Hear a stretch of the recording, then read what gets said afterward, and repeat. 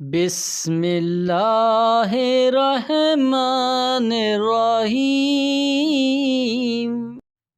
हज़रत नबी करीम सल्लल्लाहु अलैहि वसल्लम जन फरमायो आहे त तारा आसमान वारनि लाइ अमुन अमान जी निशानी आहिनि ऐं जंहिं वक़्तु उहे किरी पवंदा त आसमान वारनि जो फ़ैसिलो थी वेंदो।